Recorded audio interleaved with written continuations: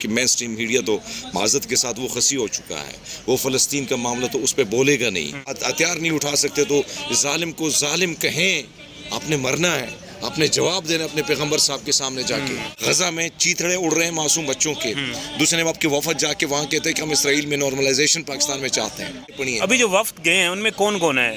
جی میں ہوں انیس حمدانی اور سینئر صحافی ارمیت سنگھ صاحب میرے ساتھ موجود ہیں۔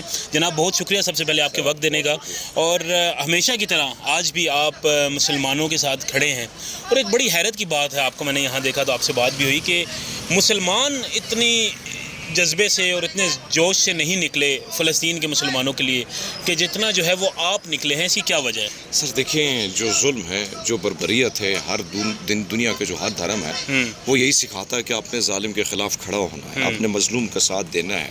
اور شاید میرا اگر سکھزم کی بات کری ایک ریزسٹنس کے طور پر ابھرا ہے، اور میرے پہ فرض ہے، میرے گرو نے مجھ پہ فرض کیا، جب ظالم کے خلاف آپ کھڑے نہیں ہو سکتے ہیں تو کم سے کم اپنی آواز تو بلند، تلوار نہیں اٹھا سکتے، بندوق نہیں اٹھا سکتے، بول تو سکتے ہو۔ تو شاید میں بحیثیت ایک جرنلسٹ میں یہی کر سکتا ہوں، میرے پاس ایک قلم ہے اور بولنے کے لیے ایک مائک ہے، اور آپ جیسے دوستوں کا جو یوٹیوب کے چینل ہے وہ، کیونکہ مین اسٹریم میڈیا تو معذرت کے ساتھ وہ خسی ہو چکا ہے، وہ فلسطین کا معاملہ تو اس پہ بولے گا نہیں، وہ پاکستان اور اسرائیل اور پھر وہ وفود جو بھیجے جا رہے ہیں، تو یہ سوال تو بنتا ہے کہ کس کے کہنے پر اور کس کے پاسپورٹ کس نے کس طریقے سے استعمال کیے، کیونکہ جن ان ٹاؤٹس کو میں دیکھتا ہوں، ان صحافیوں کو، ان کے تو بہت ساری لوگوں کی شہریت پاکستان کی ہے، تو پھر کس طریقے سے یہ وہاں پہ گئے اور انہوں نے وہاں پر اسرائیل کے چینلوں پر بیٹھ کے انہوں نے تبصرے کی ہے کہ ہم نارملائزیشن کی طرف جا رہے ہیں۔ تو یہ بیانیہ تو کسی نے دیا ہے، کون ہے وہ شخص جو فلسطین کا جھنڈا اٹھانے پر گرفتاریاں کرتا ہے؟ تو یہ ساری چیزیں تو سوچنی ہیں۔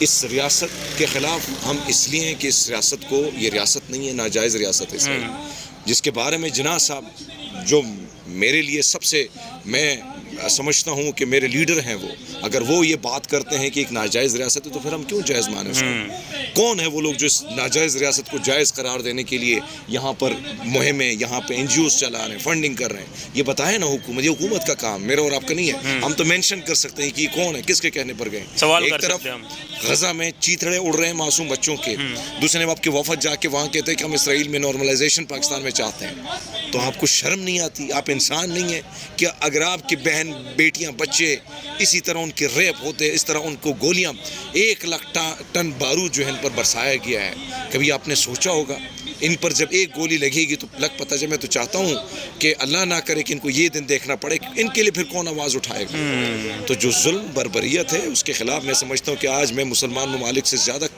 غیر مسلموں کو دیکھتا ہوں، وہ جوش جن کو آپ برا بھلا کہتے ہیں وہ اٹھے ہیں اس دھرنے میں۔ دیکھیں یہ نوجوانوں کو تمہیں خراج تحسین پیش کرتا، لیکن ہونا چاہیے تھا کہ پوری دنیا آتی، بھری ہوتی کہ آپ نے ظلم کیا ہے، اس ظلم کے خلاف۔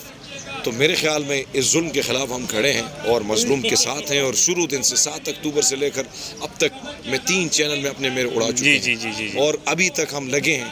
وہی کچھ تو ہے، کچھ وجہ تو ہے کہ بولنے سے ان کو تکلیف ہو رہی ہے، اس لیے تو ہمارے چینل اڑا رہے ہیں۔ بولنے سے ان کو تکلیف ہو رہی ہے تو جو ہمارے ویزے تھے کئی جگہوں کے وہ بند کر دیے گئے، تو بولنے سے تکلیف ہوتی ہے۔ لوگ کہتے ہیں بولنے سے بہت کچھ ہوتا ہے، آپ کم ہتھیار نہیں اٹھا سکتے تو ظالم کو ظالم کہیں، آپ نے مرنا ہے، آپ نے جواب دینا اپنے پیغمبر صاحب کے سامنے جا کے، بولنا ہے۔ وہ پوچھے گئے آپ سے کہ کیا کیا تھا جب آپ نے کلمہ پڑھا تھا، آپ مسلمان تھے، اور ایک مسلمان بہن بیٹی پر، انسانوں کو تو چھوڑے، حالانکہ اسلام تو اس انسانیت کا درس دیتا ہے، لیکن وہاں پہ تو مسلمان بہن بیٹیاں ہیں، وہ رول رہی تھی، ان کی عزتیں جو ہے وہ پامال ہو رہی تھی، بارود پھینکا جا رہا تھا، لیکن آپ خاموش تھے۔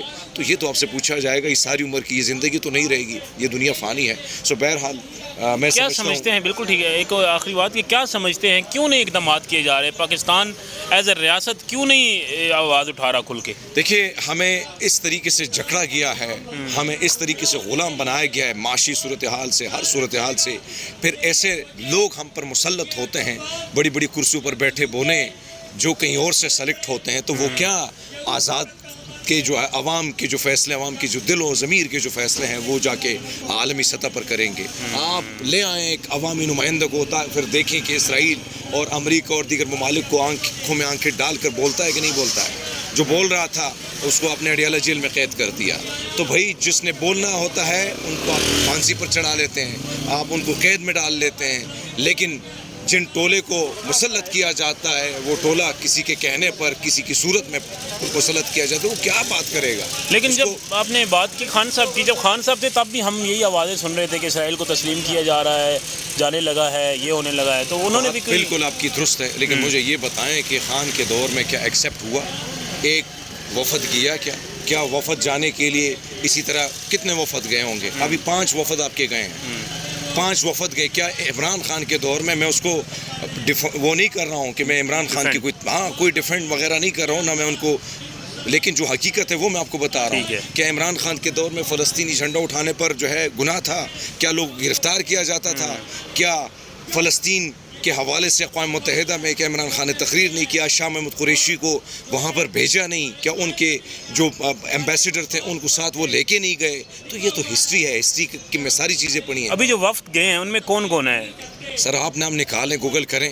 میری تو سب سے بڑی میموری پرابلم یہ ہے کہ میں نام اپنا بس مجھے یاد ہے، باقی نام بھول جاتا ہوں. اچھا، تو یہ میں معذرت چاہتا ہوں، لیکن آپ گوگل کریں، میں نے اس پہ ویلاگ بھی کیا اور باقاعدہ پوری لسٹ ہے اور تصویریں بھی، ان کی تصویریں بھی میں نے لگائی ہیں. میرا ٹویٹ جا کے دیکھیں، ابھی آپ کھولیں گے تو آپ کا اندازہ ہو جائے گا کہ کون کون وہ لوگ ہیں. اگر آپ یہ سمجھتے ہیں کہ آپ کے ویلاگ میں نام نہیں لے رہا ہوں تو میں نے ٹویٹر پہ بولا ہے، میرے ویلاگ میں ان کی تصویریں بھی ہیں اور میں ان کے خلاف ابھی بھی بولا ہوں اور پھر بھی بولوں گا کہ یہ ٹاؤٹ کون ہے. یہ صحافی تو نہیں ہے، یہ ظالم ہے، یہ درندے ہیں جو درندوں کو سپورٹ کر رہے ہیں. ہم ان درندوں کو بالکل نہ معاف کریں گے، نہ ان کے خلاف جو احتجاج کا سلسلہ ہے، چاہے وہ ویلاگ کی صورت میں ہے، چاہے وہ سوشل میڈیا کے تھرو صورت میں ہے، وہ ہم ان کے خلاف ہمیشہ اپنی آواز بلند کریں گے.